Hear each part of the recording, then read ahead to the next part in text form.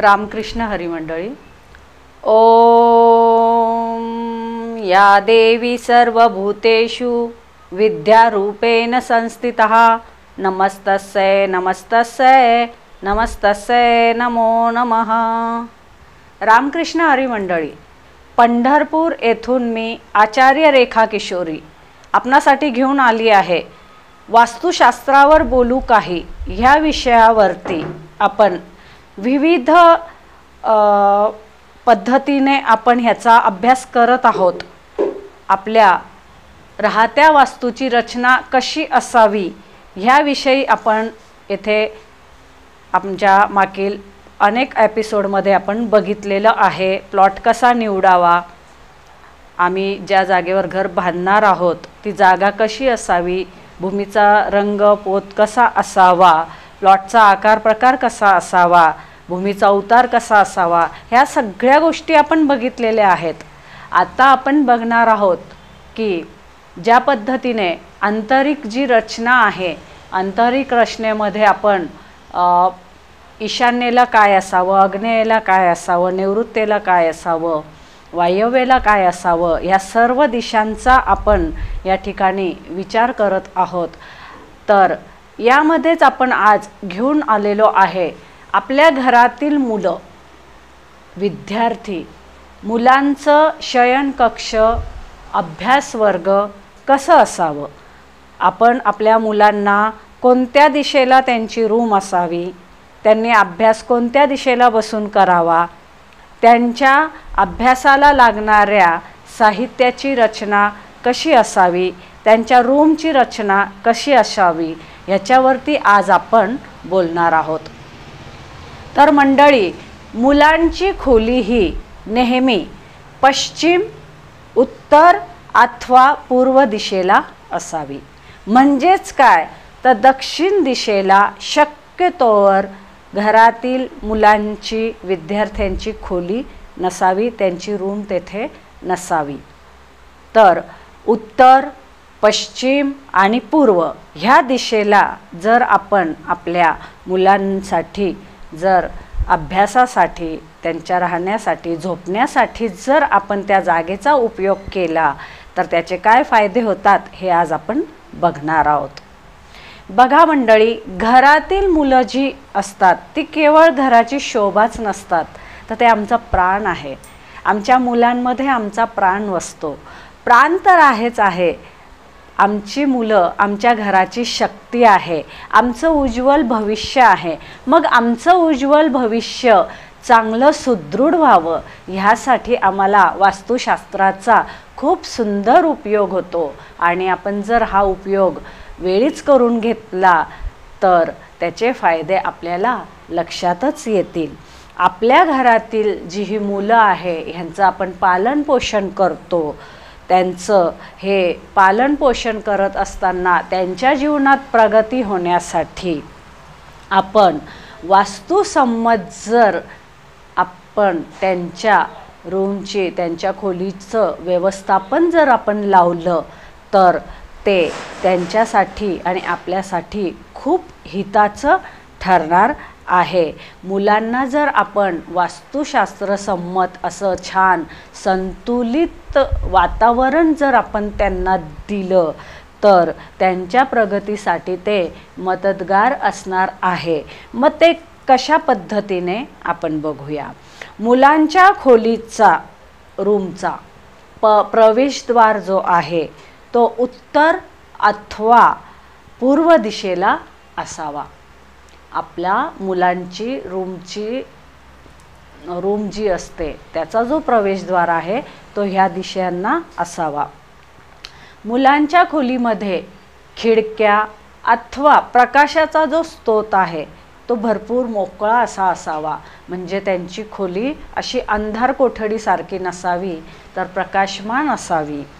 त्याचप्रमाणे त्यांच्या अभ्यासाला लागणारा जो टेबल आहे त्या टेबलाची दिशा शक्यतोवर पूर्व दिशेला असावी। म्हणजेच काय होईल, टेबलची दिशा जर पूर्वेला असेल तर ते पण पूर्व दिशेकडे बसायला त्यांना सोपं जाईल। त्याचप्रमाणे आपल्या उत्तर दिशा ही चालेल. पूर्व किंवा उत्तर ह्या दोन दिशेला टेबलाचं मुख असावं. पण पूर्व आणि उत्तरच्या मधल्या ईशान कोणला कोपऱ्याला धरून नसावं. आपण जर कोपऱ्याकडे जर काही जागेच्या तुमच्या सोयीनुसार जर तसं जर ठेवायला गेला तर कधी कधी मुलं आळशी होऊ लागतात. त्यामुळंच मुलांचा जो चेहरा आहे, मुलांची जी अभ्यास करताना बसतानाची जी दिशा आहे ती स्ट्रेट अगदी एक तर पूर्वेला असावी किंवा उत्तरेला असावी. या दोन दिशा त्यांच्यासाठी खूप चांगल्या मानल्या गेलेल्या आहे. ह्याचप्रमाणे मुलांची जी पुस्तकं असतात त्याची जी रचना आहे, पुस्तकं ठेवण्यासाठी जे कपाट आहे ते ईशान्य दिशेला असावं. म्हणजे काय आहे की पूर्व दिशा ही देवांची दिशा मानली जाते, ज्या ठिकाणी आपण पूजा घर पण ठेवतो. तर त्या ठिकाणी पुस्तकं म्हणजे काय आहे, मुलांच्यासाठी ते विद्येचं त्यांचं ग्रंथ आहे. मग त्यांचा तो जो पावन पुण्य ग्रंथ आहे तो ईशान्येला ठेवावा. ह्या पद्धतीने त्यांच्या पुस्तकांची रचना ही नेहमी ईशान्येला असावी. त्यांच्या खोलीमध्ये माता सरस्वती किंवा कुलदेवता किंवा तुम्ही ज्या काही गुरूंना मानत असाल त्या गुरूंचं, कोणी स्वामी समर्थ, कोणी दत्त महाराज, कोणी शिर्डीचे साईबाबा, कोणी गजानन महाराज, असं प्रत्येकांचं आपलं एक श्रद्धास्थान असतं. तर ते श्रद्धास्थान असलेलं दैवत, कुलदैवत किंवा माता सरस्वतीची एक प्रतिमा, शक्यतोवर मूर्ती असेल तर खूप चांगलं, परंतु त्या ठिकाणी त्यांचा एक फोटो प्रतिमा आपण ठेवावी आणि मुलांना रोज त्या प्रतिमेस नमस्कार करून एक लाल किंवा पांढरं फूल अर्पण करून मग अभ्यासाला बसा अशी त्यांना सवय लावायची. आणि अभ्यासाला बसताना जर मुलांनी अथर्व शीर्षाचं जर पठण केलं तर खूपच चांगलं. ज्या मुलांचं अभ्यासात लक्ष लागत नाही, वाचलेला अभ्यास लक्षात राहत नाही, शिकलेला अभ्यास लक्षात राहत नाही, किती बोकमपट्टी करा जर त्यांच्या लक्षात राहत नाही आहे, त्यांना गणित किचकट जात आहे, त्यांना सूत्र समजायला त्यांना अवघड जात आहे, तर अशा वेळेला मुलांना तुम्ही जर थोडासा अगदी सुपारी एवढा गुळाचा खडा त्यांना खायला द्यायचा आहे, ते खात खात त्यांनी अथर्व शीर्ष ऐकायचं आहे किंवा वाचायचं आहे ते तोंडात ठेवून, आणि अथर्व शीर्ष वाचन झाल्यानंतर त्यांनी अभ्यासाला बसायचं आहे, तर बघा खूप सुंदर परिणाम येथे दिसतील. त्यांच्या ह्या खोलीमध्ये ज्या पद्धतीने आपण हे छान देवाची प्रतिमा ठेवून सात्विक वातावरण निर्माण करतो, त्याचप्रमाणे त्या ठिकाणी झाडलोट होऊन वेळच्या वेळी स्वच्छता झाली पाहिजे.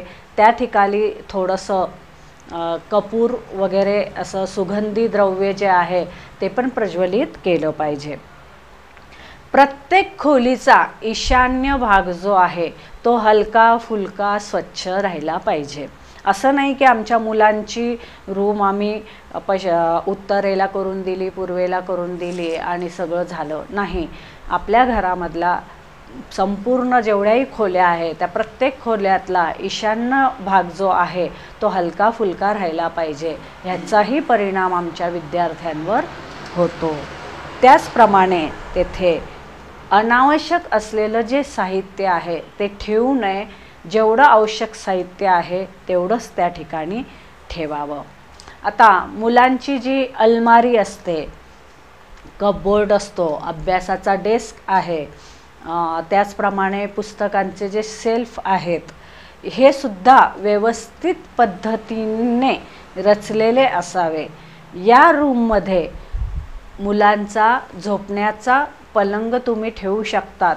त्यांच्यासाठी तीच रूम अभ्यासासाठी आणि तीच रूम त्यांच्या झोपण्यासाठी जर तुम्ही केली तर ह्याचा खूप चांगला इफेक्ट त्यांच्या आरोग्यावरती आणि त्यांच्या अध्ययनावरती होईल. तर ह्या रूममधला आपण नैऋत्य कॉर्नर बघायचा आहे आणि नैऋत्य कॉर्नरला त्यांचा पलंग येईल अशा ठिकाणी त्यांची झोपायची व्यवस्था करायची. झोपताना सुद्धा मुलांचं डोकं दक्षिणेला किंवा पूर्वेला असावं, पाय उत्तरेकडे किंवा पश्चिमेकडे असावे. त्यातल्या त्यात विद्यार्थ्यांनी शक्यतोवर पूर्व दिशेला डोके करून झोपावे. हे त्यांच्यासाठी खूप चांगले आहे. म्हणजे त्यांना व्यवस्थित झोप येईल, रात्री झोपताना व्यवस्थित झोप येईल आणि सकाळी त्यांना जागही वेळेवर येईल आणि ब्रह्ममुहूर्तामध्ये लवकर उठून त्यांनी जर थोडं मनन केलं, थोडं जर वाचन केलं तर ते चिरकाल त्यांच्या लक्षात येईल. मुलांच्या झोपण्याच्या खोलीच्या अगदी समोर टॉयलेट किंवा जिना नसावा. मुलं ज्या वेळेला त्यांच्या खोलीतनं बाहेर पडतात त्यावेळेला त्यांच्या खोलीच्या दरवाजाच्या अगदी समोर, अगदी असेलच तर त्याच्यावरतीही उपाय आहे, पण शक्यतोवर नसावं. अगदी तसं काही असेल त्यावरही आपण उपाय सांगतो.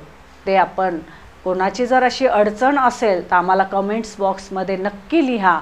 आम्ही पुढच्या एपिसोडमध्ये तुम्हाला त्याची उत्तरं नक्की देऊ.